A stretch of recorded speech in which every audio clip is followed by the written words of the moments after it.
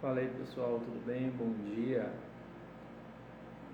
Estamos começando mais uma live e hoje a gente está com um tema bastante especial.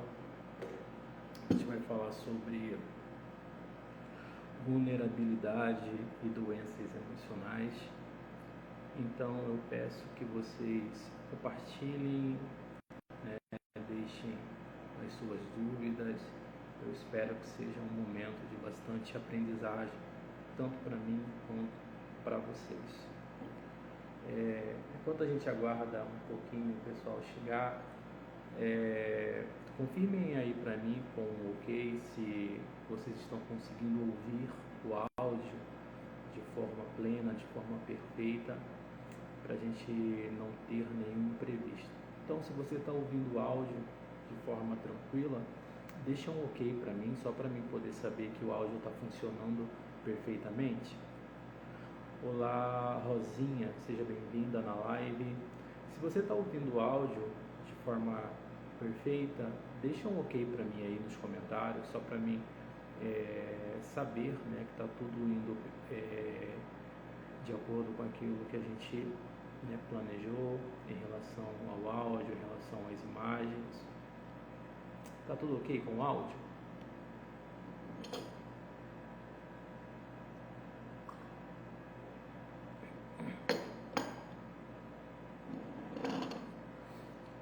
Então, pessoal, vamos lá. A gente vai começar a falar, né, sobre as questões da vulnerabilidade. Só vou pedir para Rosinha, você pode me dar um ok se você está ouvindo o áudio perfeitamente?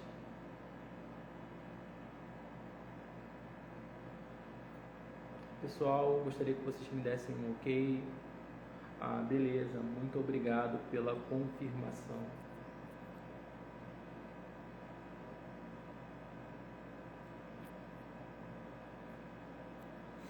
Beleza, pessoal, áudio conferido. A gente vai começar a nossa live dessa manhã e a nossa live tem uma temática bastante interessante. A gente vai falar sobre a vulnerabilidade e doenças emocionais, né? Então, quando a gente fala sobre doenças emocionais, o conceito de doença, a palavra, né, ela vem do grego, de patos, ou seja, doença, né? Do âmbito da medicina, a doença ela é entendida como o adoecimento do organismo.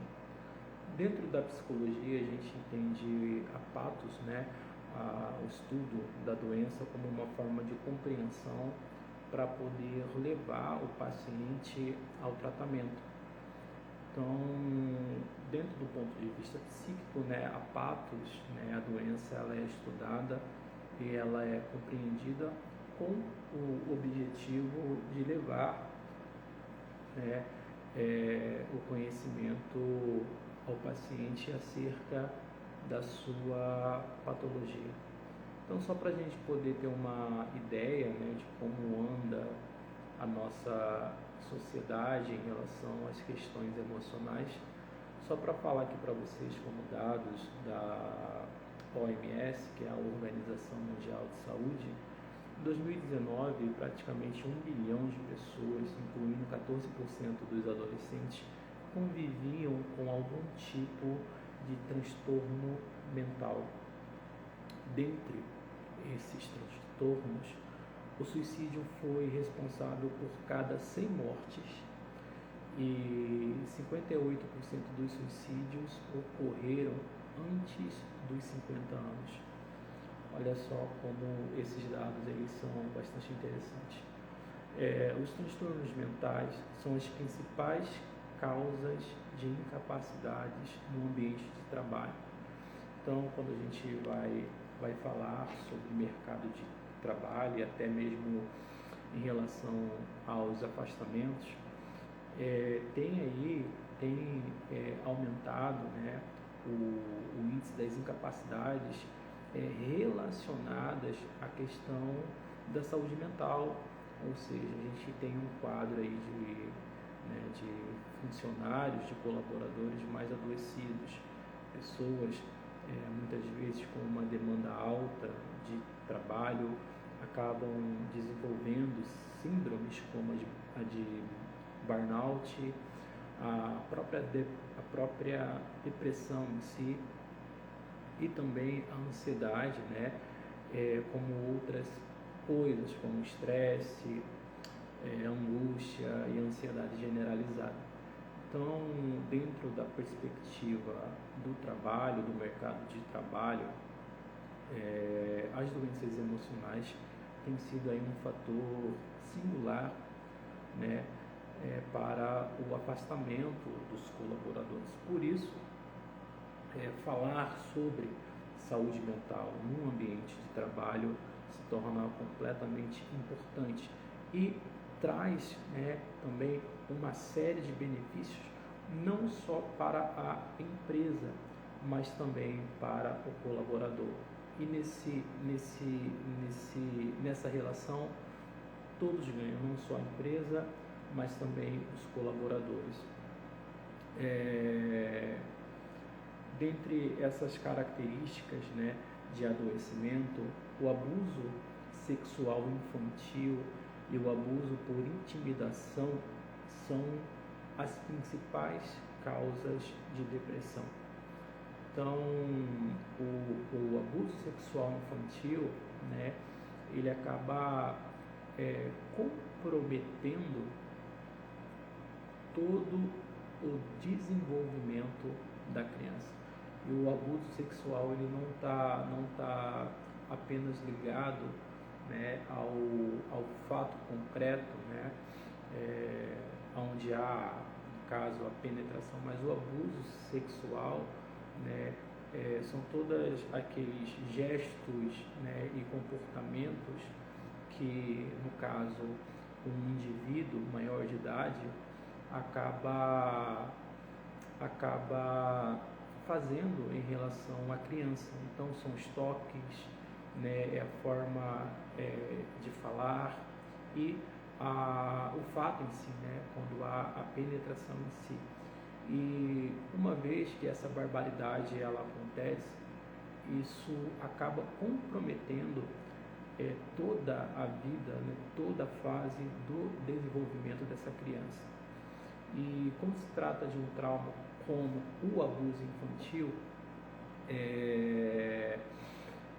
a psicoterapia ou tratamento, né, para poder lidar com essas questões, para poder lidar com esse trauma, acaba sendo assim um divisor de águas. Por quê? Eu sempre falo que trauma não se cura, né? Trauma é como se fosse você cair de bicicleta, quebrar seu braço, né? Por mais que você vá para o hospital, por mais que você tenha o seu braço enfaixado, todas as vezes que você for olhar para o seu braço, você vai lembrar do dia que você caiu, porque vai estar ali uma cicatriz, né?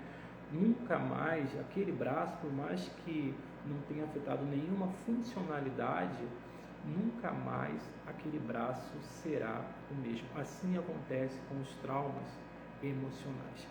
Então, uma pessoa que ela sofre, né, uma criança que sofre, no caso do abuso sexual, ela tem toda a sua construção, né, enquanto indivíduo. Quando eu falo construção, eu estou dizendo construção no aspecto da personalidade, da subjetividade, né, são completamente comprometidas. Então, um outro dado também que eu gostaria de trazer é que a pandemia, né, fez a ansiedade aumentar cerca de 25%, só no primeiro ano. O que a gente tem de pessoas que desenvolveram a ansiedade e a ansiedade generalizada, né, mediante a pandemia, é algo assim inexplicável, porque a demanda, né, de pacientes que a gente tem, principalmente crianças, né, que agora, né, pelo menos no ano passado, que as crianças tiveram que voltar para a escola, então tanto os professores como as próprias crianças, elas acabaram sentindo, sabe, essa ansiedade generalizada se manifestar em sala de aula de uma forma mais exagerada. Eu posso falar isso com muita propriedade, porque o ano passado inteiro, praticamente, eu estava dentro de um projeto onde eu levava, né, saúde mental para algumas escolas um pouco mais carentes, né, no subúrbio de São Paulo. Eu estou aqui no Mato Grosso do Sul. Então a gente levava, né, esses cuidados emocionais tanto para a parte da gestão, né, dos gestores da escola, como para as crianças e assim também como os professores. Então a gente fazia todo um trabalho para que aquele ambiente de sala de aula pudesse ser um ambiente um pouco mais sadio, um pouco mais confortável, né, para que todo mundo pudesse ali tanto desenvolver, né, o seu trabalho, desenvolver a aprendizagem de forma tranquila, né, de forma mais saudável. Mas de fato a pandemia ela fez muitas pessoas desenvolverem a ansiedade e a ansiedade generalizada. Então, muitas vezes, né, quando a gente vai falar sobre essa questão do adoecimento emocional, a gente acaba tendo essa ideia, o senso comum tem muito isso, a gente acaba tendo essa ideia de que o indivíduo ele é o único responsável pela saúde mental, né, dele. Então a gente pensa que uma pessoa ela é a única responsável pela sua saúde mental. E se a gente for entender de uma forma mais assim coletiva, a gente vai perceber que uma série de fatores acabam levando o adoecimento psíquico. Então tem muitas coisas que fogem do controle do ser humano, tem muitas coisas que fogem do controle, né, do indivíduo, e que uma vez que ele não consegue lidar com essas demandas, isso acaba trazendo um adoecimento emocional. Gil, eu ainda não consegui entender. Vamos lá. Tem muitas coisas que estão fora do seu controle. Uma das causas do adoecimento emocional é, por exemplo, a falta de emprego, né? Muitas vezes o ambiente onde essa pessoa mora, que não tem talvez um saneamento básico, que não tem uma educação de qualidade. Então, todos esses fatores, sabe, sociais, eles acabam influenciando na perspectiva de uma pessoa, né? E isso influencia diretamente na questão emocional, de como essa pessoa se percebe, de como essa pessoa vai se colocar no mundo. Então, se esse indivíduo ele está inserido num ambiente completamente de vulnerabilidade, onde ele é escasso, né? Onde ele não tem acesso à saúde, ele não tem acesso à educação, ele não tem acesso às suas, né, necessidades básicas, né, para poder serem supridas, então a gente não pode dizer que essa pessoa ela ela tem em suas mãos, né, a exclusividade do cuidado com a saúde mental. Não, por quê? Porque tem outros fatores que também dependem, né, outros fatores que também dependem para que a saúde mental desse indivíduo não venha a ser comprometida. Então, entender o sujeito como um todo, não apenas como alguém individual, se torna completamente importante para a gente poder pensar numa sociedade adoecida, né? Se você for ver no seu bairro, você vai perceber que no seu bairro existe muitas áreas carentes. Então no seu bairro existe, por exemplo, muitas crianças que ainda, né, não tem acesso à escola, por mais que a gente venha estar em 2023, onde, sabe, é a era da tecnologia, é a era da comunicação, onde, sabe, muitas informações estão presentes no nosso dia a dia todos os dias, mas ainda assim é possível ver a vulnerabilidade no que tange ao sistema educacional, e isso não chega, né, a todas as pessoas. Tem muitas pessoas que ainda carecem desse acesso.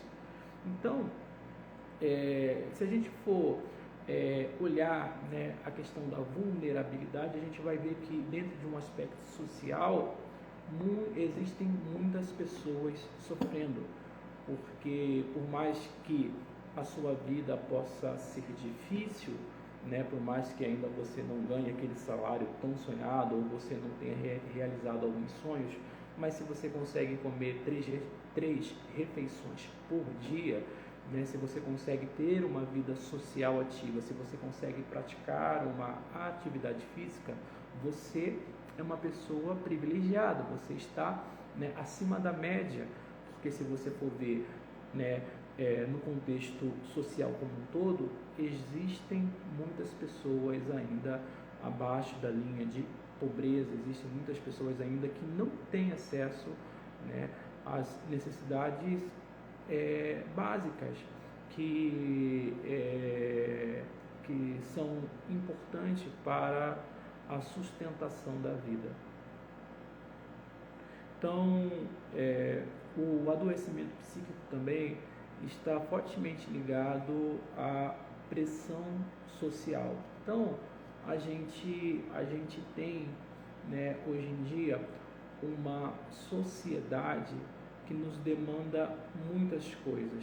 Então, a gente tem hoje em dia uma sociedade que nos cobra padrão de beleza, a gente tem uma sociedade que nos cobra, sabe, um melhor salário, a gente tem uma sociedade que nos cobra sobre como devemos viver, como devemos nos vestir. Então, essa pressão social, muitas vezes, ela acaba entrando em conflito, né, com a sua ideia de eu, né, com a sua percepção, com aquilo que você percebe em relação a você. Então, muitas vezes, se você tem um conflito de identidade, quanto mais distante você está desse padrão social, quanto mais distante você está, né, desse contexto que a sociedade coloca, mais esse conflito ele vai afetar a sua autoestima. Então, hoje, né, na era da tecnologia, a gente tem, por exemplo, o Facebook, o Instagram, a gente tem as redes sociais que muitas vezes acaba, sabe, fazendo um papel inverso, né, que é as relações, mas muitas vezes a gente olha, por exemplo, no Facebook para a vida de algumas pessoas e parece que o Facebook tende a passar uma imagem de perfeição. Então você olha para as pessoas elas estão, sabe, com uma imagem perfeita, você olha para as pessoas, né, você acaba vendo aquelas pessoas viajando, saindo, comendo nos melhores restaurantes, e quando você vai inconscientemente comparar, né, esse mundo fake com a sua vida real, você vê que muitas vezes a sua vida, sabe, está completamente ruim. Então você tem aquela ideia de que, poxa, por que, né, parece que a vida de todo mundo vai bem e a minha tem esses conflitos e a minha, né, não anda para frente. Então a gente sempre está, sabe, se comparando e se validando mediante aquilo que a sociedade impõe. Então, por exemplo, se eu não estou, né, naquele emprego que todo mundo que está entrando, né, que todo mundo está aderindo, então eu não vou me sentir bem sucedido. Se eu não tenho um carro que aparentemente é um carro, né, que todo mundo admira, então parece que o meu carro que eu tenho popular, sabe, não é tão importante assim. Então a gente acaba colocando valores, sabe, em ideais que muitas vezes não tem parâmetro nenhum de realidade. Como assim? Não significa que uma pessoa que posta nas redes sociais todos os dias uma vida perfeita, que essa pessoa ela não tenha problemas, né? É aquele velho ditado, parece que a grama do vizinho é sempre mais verde, e na verdade não é. Na verdade, todos nós podemos cuidar um pouco melhor da nossa vida. Todos nós podemos estabelecer algumas metas para que a gente possa alcançar um determinado objetivo, mas é importante frisar, é importante saber que no que tange à saúde mental, todos nós temos os nossos processos. A minha caminhada, ela é diferente da sua, a sua caminhada é diferente da minha, o meu tempo é diferente do seu tempo e o seu tempo é diferente do meu.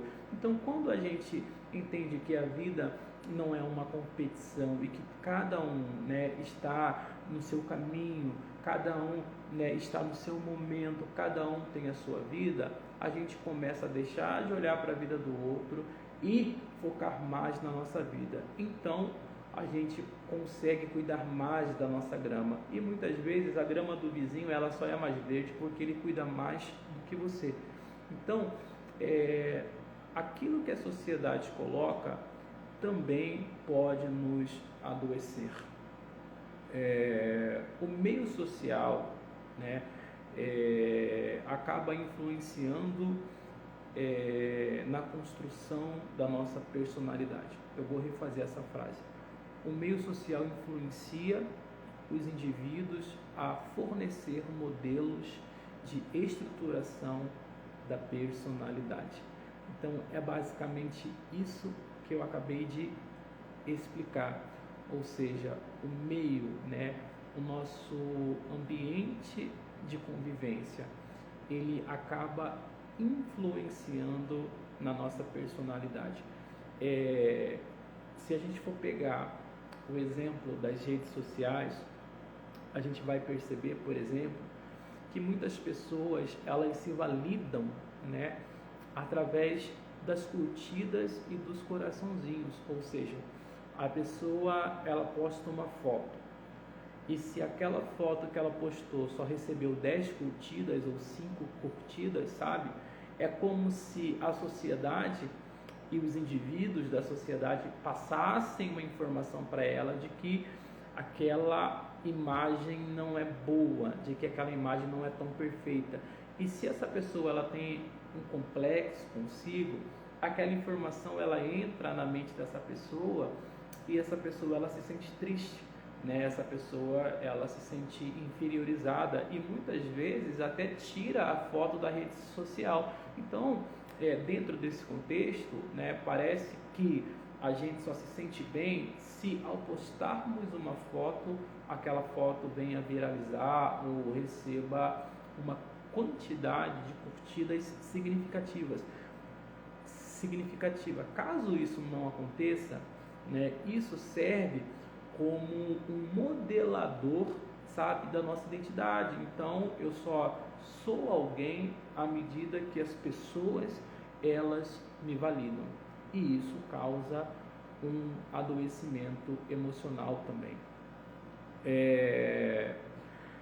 A nossa sociedade contemporânea ela estabelece hoje em dia o que a gente chama de relações líquidas, ou seja, é onde os laços afetivos acabam não tendo mais nenhum valor.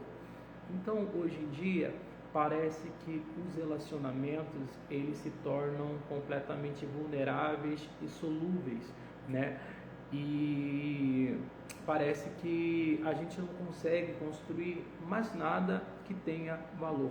Então, é muito fácil hoje em dia, se você está namorando uma pessoa, se um belo dia você acordar e não quiser mais essa pessoa, sabe? Essa pessoa, ela se torna, dentro de uma simplicidade, sabe? Muito fácil ser descartada. Então, a gente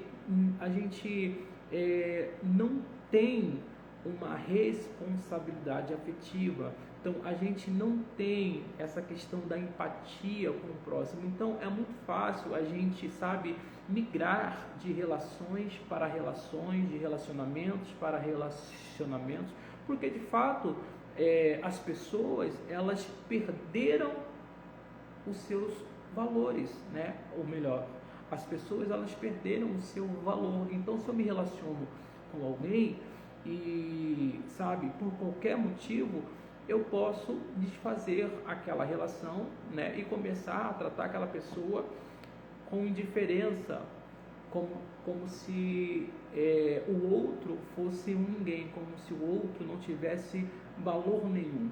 Então, essas relações líquidas, né, onde as pessoas não possuem valores, são descartáveis, elas são de uma forma assim bem significativa, né?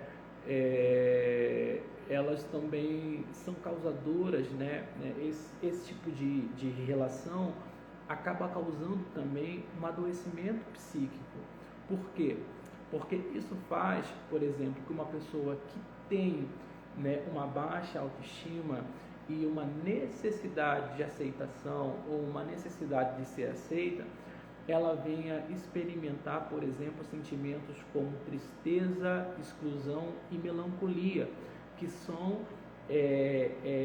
características da depressão. Então, essa falta, né, de responsabilidade afetiva, falta de responsabilidade com o outro, também é um fator de adoecimento. E hoje em dia, a gente fala muito sobre um tema muito importante, que é a dependência emocional. Se uma pessoa que ela tem uma fragilidade afetiva e isso causa a ela uma dependência emocional, uma pessoa que ela entra, né, nessas relações aonde, sabe, não se constrói nada de valor. Uma pessoa que é dependente emocional, quando ela entra nessas relações líquidas, quando ela entra nessas relações que são, sabe, descartáveis de uma forma simples, né, de uma forma assim, sabe, banal, essas pessoas, elas tendem a adoecerem com uma depressão, elas tendem a desenvolverem ainda mais uma ansiedade generalizada, né, por estarem dentro de relações que não possuem nenhuma responsabilidade afetiva. Então, é importante a gente se atentar para esse aspecto. Um outro ponto que eu queria trazer aqui é a questão do ser ideal, que a gente hoje em dia, a gente está dentro de uma questão social de forma complexa, porque a gente acaba percebendo que muitas pessoas, elas adoecem porque aquilo que elas têm como ideal não se encaixa dentro, né, das suas perspectivas. Então, muitas vezes, o que eu tenho percebido é que muitas pessoas, elas não conseguem encontrar valor na sua vida, elas não conseguem encontrar valor naquilo que fazem, elas não conseguem encontrar valor, sabe, naquilo que conquistaram, e parece que está sempre no futuro a felicidade delas. Então, isso traz um adoecimento muito grande, muito significativo, quando você, sabe, não vive o seu momento presente, quando você não valoriza as suas conquistas, quando você não valoriza aquilo que você tem e você sempre fica focado no futuro. Exemplo, se eu tivesse aquele carro, eu seria mais feliz. Se eu tivesse naquele emprego, eu estaria mais feliz. Se eu tivesse com tal pessoa, eu estaria mais feliz. Enquanto você faz isso, você está fazendo, né, desse contexto um gatilho de ansiedade, porque na sua percepção, na sua ideia, você vai se sentir insuficiente diante da vida. É como se a sua vida fosse uma droga, sabe? Como se a sua vida não tivesse nada de bom, nada de legal, que você, né, tudo que você fez até agora não, sabe, não serviu para nada e não tem nenhum valor. E isso traz o adoecimento psíquico. Todas as vezes que você não valorizar aquilo que você é, aquilo que você tem, você está comprometendo a sua saúde mental. É interessante a gente olhar para o futuro e ter metas que nos proporcione a realização dos nossos sonhos. É claro que isso é completamente saudável, mas à medida que a gente vive demasiadamente pensando no futuro e esquecendo as coisas que já estão nas nossas mãos, né, a gente pode criar problemas para a nossa vida. E a felicidade, ela não está, sabe, no futuro. A felicidade, ela está no presente, porque o futuro não necessariamente você tem a certeza que vai acontecer, mas o presente, ele já está na sua mão. É no presente que você muda, é no presente que você transforma, é no presente que você cuida da sua saúde. Então não tem como você viver apenas baseando, sabe, a sua vida naquilo que poderia ou não ter acontecido.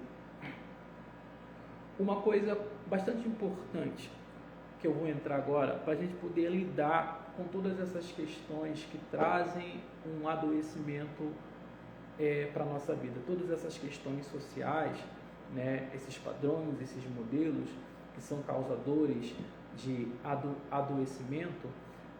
Uma coisa muito importante para a gente poder lidar e enfrentar essa sociedade doente e adoecida é a importância do desenvolvimento infantil de forma segura. Quando a gente fala, de desenvolvimento infantil, a gente está voltando lá atrás. A gente está voltando na construção do indivíduo. Então, na primeira infância, que é ali entre a faixa de 0 a 6, 7 anos, é crucial que a personalidade da criança ela seja construída de forma segura. Os primeiros vínculos sociais que a criança ela tem é através da família. Então, é na família que ela vai observar os modelos comportamentais, é na família que ela vai, ela vai absorver informações positivas e negativas. Então, se uma criança ela se desenvolve em um ambiente completamente hostil, se uma criança ela se desenvolve em um ambiente completamente ruim e não saudável, isso vai comprometer o seu cérebro emocional, né? Ela pode crescer e se desenvolver dependendo daquilo que ela recebe.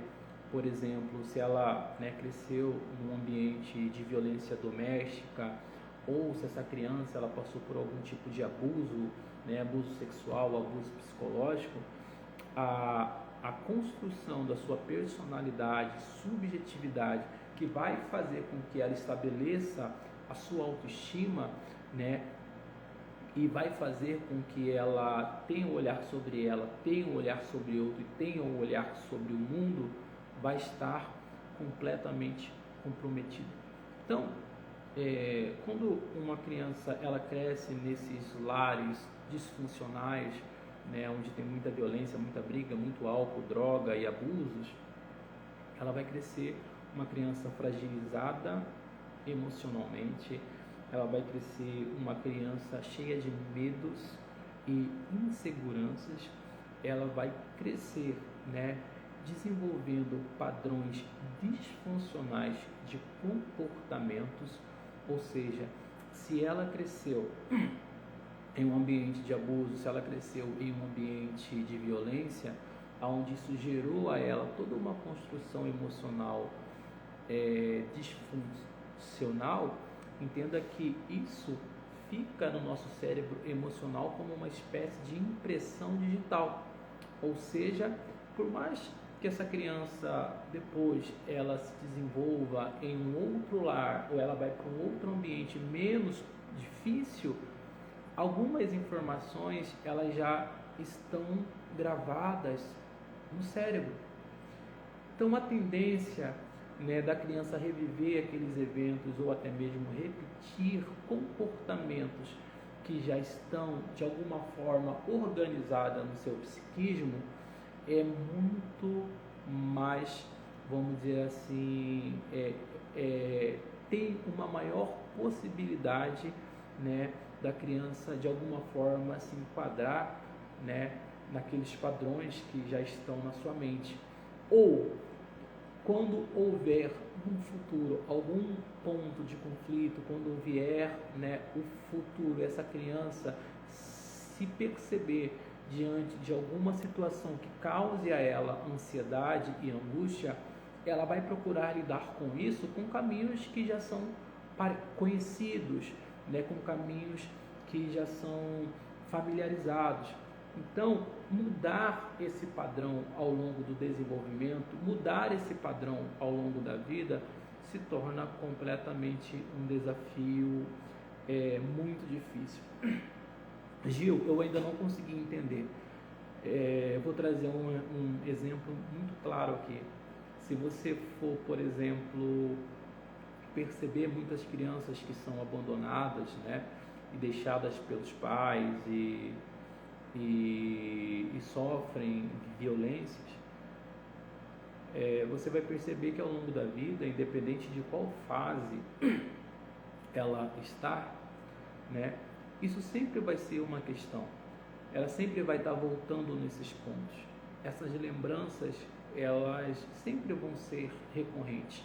E em algum aspecto da vida, né, dessa pessoa que sofreu essas violências, em algum aspecto da vida, tanto na infância quanto na adolescência, na juventude ou na vida adulta, isso vai aparecer com algum aspecto do seu emocional de forma vulnerável.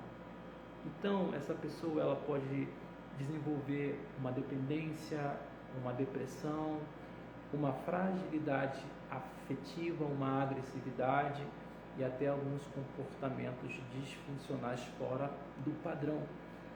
Então, favorecer um ambiente onde a criança ela se desenvolva de uma forma segura, ela se desenvolva de uma forma saudável, ela se desenvolva de uma forma completamente tranquila, vai fazer com que essa criança também, na sua vida adulta, ela se constitua como indivíduo seguro e fortalecido emocionalmente.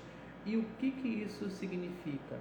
Significa que quando a sociedade sabe questionar os seus padrões, quando a sociedade questionar, sabe, algum aspecto da sua identidade, ela vai estar tão segura de si que isso não vai trazer para ela, né, nenhum aspecto negativo em relação à sua personalidade. Então essa pessoa ela é tão segura de si que ela não precisa depender de aceitação de ninguém para poder se validar e se constituir como indivíduo. Ela não vai, né, ter a necessidade de ficar dependente emocional de uma outra pessoa para poder se sentir amada, para poder se sentir segura. E isso faz toda a diferença na vida do ser humano. Um outro ponto que eu queria colocar aqui são as questões das conexões e processos inconscientes em relação ao adoecimento emocional. Então, todos os dias a gente está recebendo diversas informações do meio social. Todos os dias, né, você acorda, abre o seu celular, você lê notícias, você sai para trabalhar, tem problemas no trabalho, você sai com seus amigos, tem alguma coisa para fazer. Então, todos os dias estamos recebendo uma série de informações. E todos os dias, é claro, né, sabemos que nem todos eles são dias bons. Muitas vezes a gente se depara com dias ruins, com momentos difíceis, com adversidades, intempéries, enfim. Estamos recebendo informações. Essas informações, esses contextos, eles vão ter alguma relevância para a gente, né? Todas as vezes que essa informação ela entra no nosso inconsciente através da nossa percepção, né? Toda vez que esses receptores da percepção eles entram, né? Essas informações elas entram no nosso inconsciente antes de gerar, né, o pensamento, antes de gerar a nossa emoção, elas vão fazer uma conexão com as nossas crenças. E quando eu falo de crença aqui, não é crença no sentido religioso, mas crença no sentido de paradigmas, aquilo que você construiu como indivíduo, aquilo que te formou, né? Qual é o seu conteúdo, né? Aquilo que você construiu hoje como indivíduo. Por exemplo, você que está me ouvindo, vamos lá, vou dar um exemplo aqui. Você pode ter 40 anos de idade, então, né, desde que você nasceu até os 40 anos, você tem uma ideia de vida, né, que é a forma como você vê o mundo. Isso é o seu paradigma, né, aquilo que faz você um indivíduo. Então, se você se desenvolveu e se construiu como indivíduo através de traumas, conflitos e violência, você vai ter uma forma de lidar com o mundo diferentemente de alguém, né, que teve menos momentos difíceis na vida do que você. Então, quando a gente enxerga um contexto, essa percepção, essas informações, elas acabam tendo acesso de uma forma muito rápida, né? Ela bate nessas nossas crenças. É por isso que muitas vezes você, sabe, se sente triste, se sente melancólico, se sente abatido, ansioso, e você não sabe explicar. Você está no seu trabalho e alguma coisa te deixou triste, mas você não sabe, né, o porquê que aquele sentimento ele está presente. É porque, sem você perceber, algum gatilho ali do seu ambiente de trabalho teve conexão com essas crenças, e essas crenças elas acabaram passando uma informação para sua mente. A sua mente começou, sabe, a pensar de forma disfuncional em uma série de possibilidades, e quando essa série de possibilidades que você mentaliza são possibilidades negativas e disfuncionais, vão gerar em você sentimentos negativos, como a própria ansiedade em si, a angústia, a tristeza, os sentimentos de incapacidade, e isso vai afetar significativamente ou até 100% o seu comportamento. Então, quando você tem uma consciência, sabe, de todas as suas questões emocionais, quando você tem consciência de o porquê que você faz o que faz, quando você tem consciência, por exemplo, por que eu busco sempre uma necessidade de aprovação? Eu busco uma necessidade de aprovação porque eu tenho uma fragilidade na minha autoestima, porque quando eu era criança, né, as pessoas faziam bullying comigo, as pessoas, sabe, faziam chacota, né, meus pais não me passavam nenhuma segurança. Então, hoje em dia, eu dependo das outras pessoas para me sentir bem. Então, quando você sabe o porquê que você, sabe, tem e exerce um determinado comportamento, você consegue então mudar o seu padrão. Você consegue então, ao invés de ter um comportamento não assertivo, você consegue, mesmo, sabe, vulnerável, mesmo se sentindo incapaz, você consegue adotar um comportamento que vai te trazer um bem-estar maior. Pessoal, essa foi a nossa live de hoje. Eu espero que vocês tenham gostado. Eu espero que, né, toda essa informação deve ter sido mais ou menos uns 40 minutos de live. Eu espero que toda essa informação que eu trouxe aqui para vocês sirvam, né, para vocês poderem refletirem sobre algum aspecto da vida de vocês. E se vocês ficaram com alguma dúvida, pode me mandar mensagem via direct, que assim que possível eu vou estar respondendo todas as suas questões, beleza? Muito obrigado por ficarem comigo nessa live, por ficarem comigo todos esses minutos. e até uma próxima oportunidade. Se puderem, compartilhe essa live com quem precisa. Valeu, galera. Tenham um ótimo dia e uma ótima sexta-feira. Tchau, tchau.